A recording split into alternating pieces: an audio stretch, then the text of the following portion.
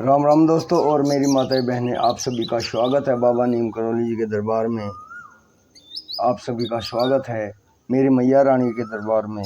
मेरी आदि पराशक्ति मानव दुर्गा, जो भी मेरा भाई मेरी माताएं बहनें आपकी महिमा सुनते हैं माँ, उनके घर में सदैव खुशियाँ दो, सुख समृद्धि आए, कभी कोई संकट कष्ट उस परिवार में ना हो माँ। यही मेरी प्रार्थना, यही मेरी अर्जी। जय श्री राम। दोस्तों और मेरी माताएं बहनें, आज फिर भगवान कल की अवतार के बारे में जानते हैं। भगवान श्री कृष्ण जी अर्जुन से कहते हैं कि जब कलयुग का अंत समय आएगा तो कैसे कैसी घटनाएं होंगी, कैसे कैसे कार्यकलाप होंगे। पूरा पाठ सुने। जय श्री कृष्ण, जय कल की भगवान। शुरू करते हैं कलयुगीन घटनाक्रम। इंद्र देवता संसार पर कृपा नहीं करेंगे, वे शुभ वर्षा नहीं देंगे।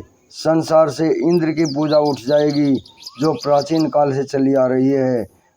बम में दिन के समय भी कई पहरों तक पेट पर हाथ रखकर सोई रहेंगी और सासुएं सारा बासी काम करेंगी। खुद घड़ा लेकर पानी लाएंगी। अनेक स्त्रियां असती हो जाएंगी। जो एक दो सती स्त्रियां रहेंगी, उन्हें भी असती स्त्रियां ताने मारेंगी। पर पुरुष की आसक्ति के लिए वे स्त्रियां घर छोड़कर रात में भाग जाया करेंगी। अनेक अलक्षणी, पिशाचिनी, राक्षसी और डाकिनी स्त्रियां जन्म लेंगी।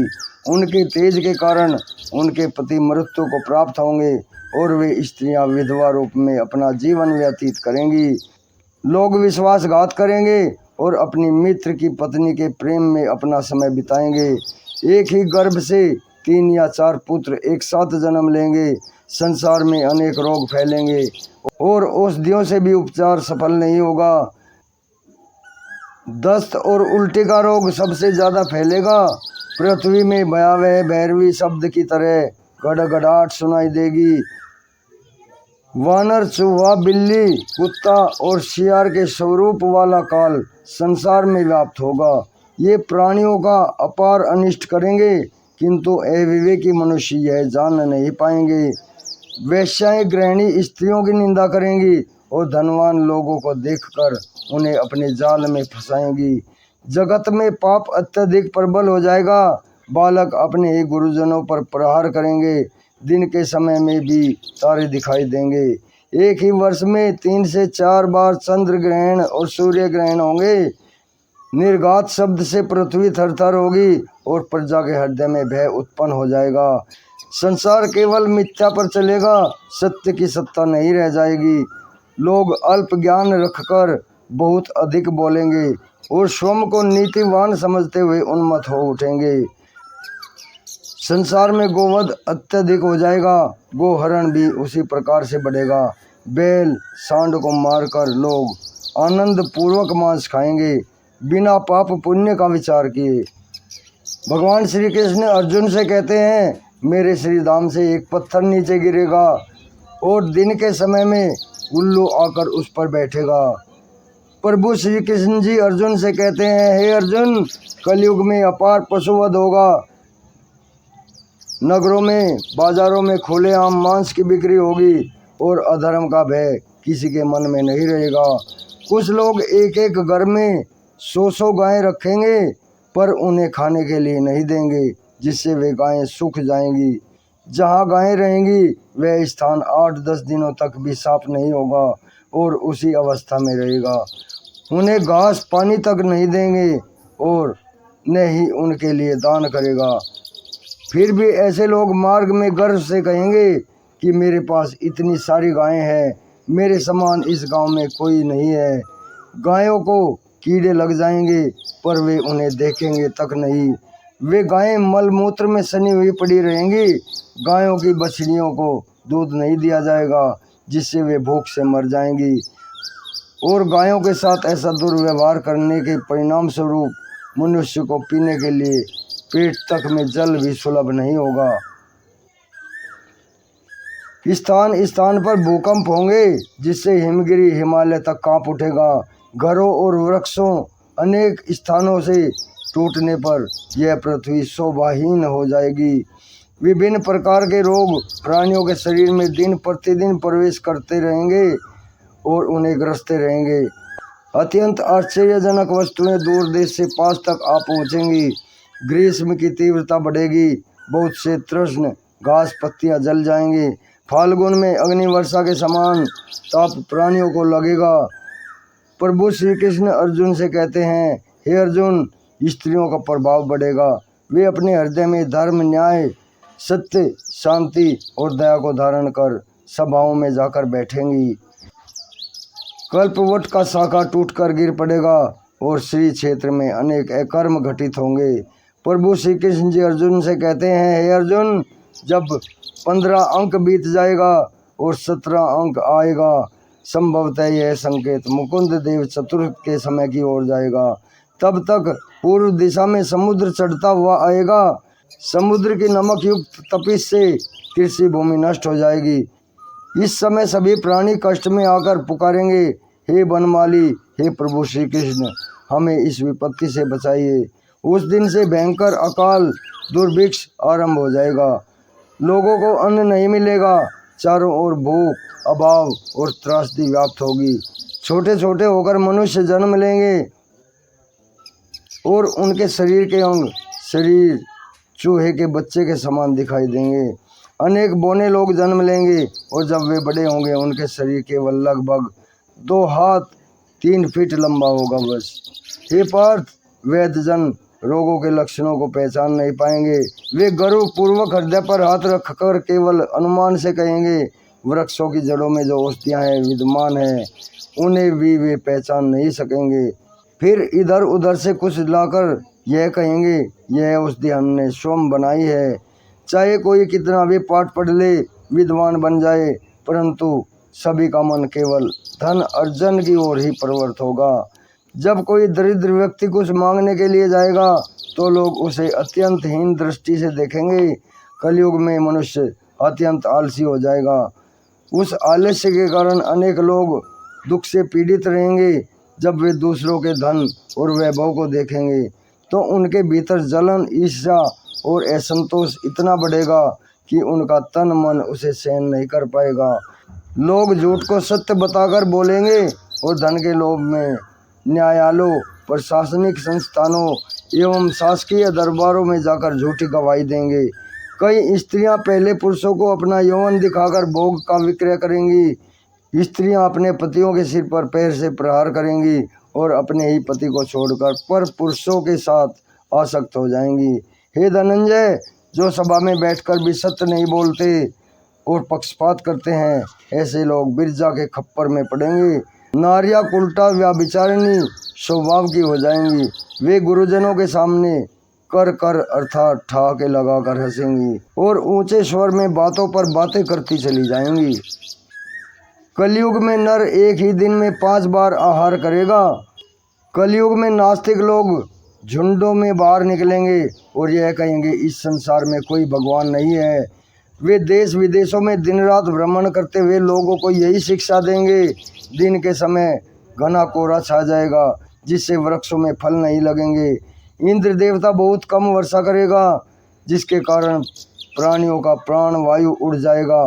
फिर इंद्र विशेष रूप से एक बार में ही अत्यधिक वर्षा करेंगे जिससे पृथ्वी के विभिन्न भागों में समुद्र के समान जल भर जाएगा।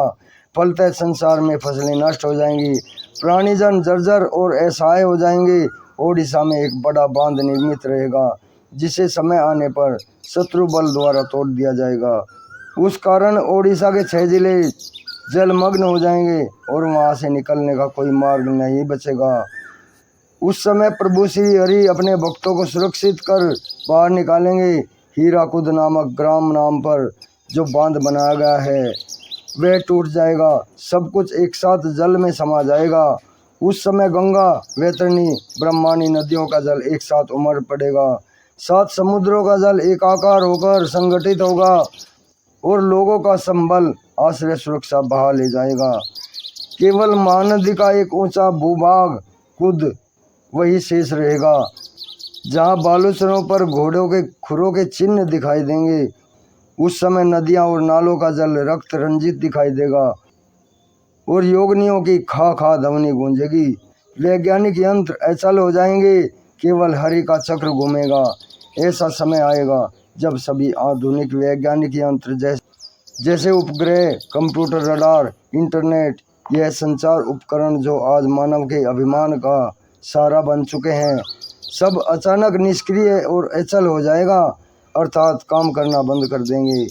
महापुरुष आरक्षित दास अपने शिष्य श्री रामचंद्र जी से कहते हैं, हे रामचंद्र, एक और बात ध्यान से सुनो। कलयुग में लुंगी पहनना लोगों का व्यवहार सार बन जाएगा। गले की माला को तोड़कर लोग मुर्गी और अंडे का व्यापार करेंगे। लोग गले में माला धारण नहीं करेंगे। यज्ञोपवीत जनेऊ को तोड़कर वे लोग स्वयं क्रिश्चियन ईसाई कहलाएंगे। धर्म और अधर्म का किसी को कोई विचार नहीं रहेगा और ये सब लोग काल के मुख में पड़कर मृत्यु को प्राप्त होंगे।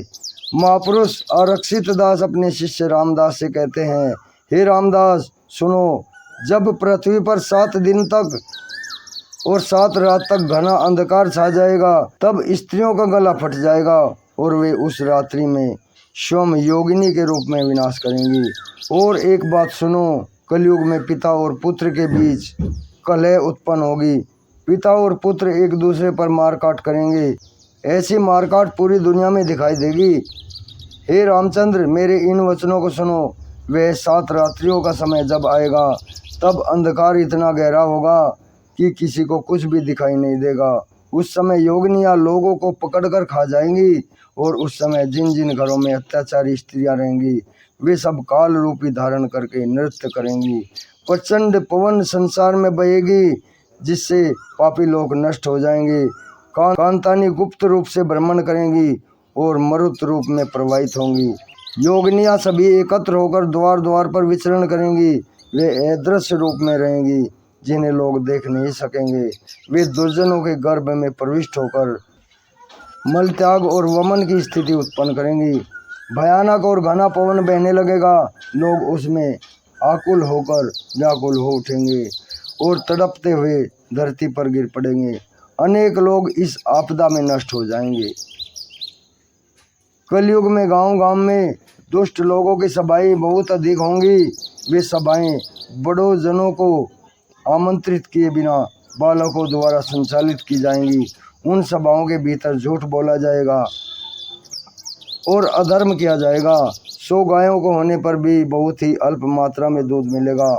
ये गुड़ वृक्षों की सुगंध समाप्त हो जाएगी, वह खट्टा लगेगा।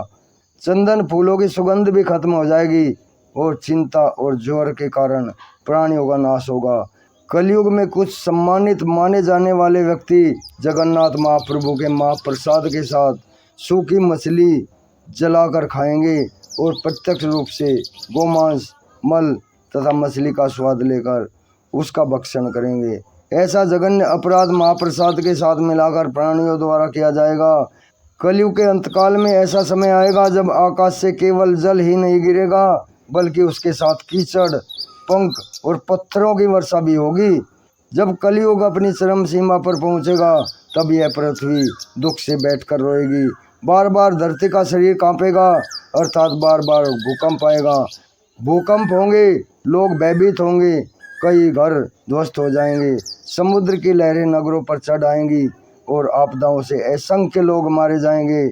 शिव ज्वर और विष्णु ज्वर, ये दोनों आकर मनुष्यों के शरीर को ग्रसित करेंगे और एक दिन के मध्य में ही उनके प्राण हर लेंगे। वैद्यजन भी उन्हें बचाने में असमर्थ होंगे। शिव ज्वर भगवान शिव का अस्त्र है जो अत्यधिक गर्मी पैदा करता है, जबकि विष्णु नारायण ज्वर भगवान विष्णु का अस्त्र है जो अत्यधिक ठंड पैदा करता है। पिता अपनी कन्या को बेचेगा, विवाह के बदले पैसे ले लेगा, सौदा करेगा। पूर्व के जितने भी नक्षत्र होंगे वे सारे नक्षत्र गोपनीय हो जाएंगे। आकाश के नक्षत्र मंच पर आकर 23 अंक में गिरेंगे। तत्पश्चात नए नक्षत्रों का उदय होगा। ध्रुव नक्षत्र अदृश्य हो जाएगा। कुल की स्त्रियां व्यभिचारिणी बन जाएंगी। वे अपना यौवन बेचकर पेट पालेंगी। लज्जा और संकोच की भावना समाप्त हो जाएगी। न जाति का भान होगा, न कुल का, न ही धर्म का कोई अनुसरण किया जाएगा। इंद्रदेव रक्त की वर्षा करेंगे। रोग के रूप में पिशाचिनी आएंगी। प्राणियों को गुप्त रूप से डसेंगी। नासनूल अर्थात आंतों या किसी शरीर की नली में उत्पन्न पीड़ा और रक्त संबंधी रोगों के साथ घर घर में फैलेंगी, लोगों को भीतर से पीड़ा पहुंचाएंगी। बादल धीरे धीरे टप टप फिरी फिरी करके वर्षा करेंगे, बिजली गिरेंगी, मनुष्य मरेंगे। मनुष्यों में घुमारो प्रकाशित होगा, लोग घर घर में पीड़ा से तड़प तड़प कर अपार संख्या में मरेंगे। गायें और मनुष्य छोटे छोटे हो जाएंगे, लोग भूख से विवश होकर कच्चा पक्का मांस खाएंगे। गायों को चरने के लिए तृण या घास नहीं मिलेगा। घी का मूल्य अत्यंत महंगा होगा। बकरी और भेड़ा के समान छोटी हो जाएंगी गायें, वे निषिद्ध वस्तुएं खाकर बहुत थोड़ा दूध देंगी। भविष्य मालिका का ये पाठ है कलयुगीन घटना चक्र। इसे आगे भी शेयर करें। कलयुग के अंत आने पर क्या क्या घटनाएं होंगी, कलयुग के अंत समय में क्या क्या घटनाएं होंगी, भगवान श्री कृष्ण जी ने और अनंत दास जी ने इसमें लिख दिया है। आगे भी शेयर करें। चैनल से जुड़ेंगे तो बाबा नीम करौली जी के अपार प्यार का अमृत आपके परिवार पर बरसेगा। जय श्री कृष्ण, जय श्री राम।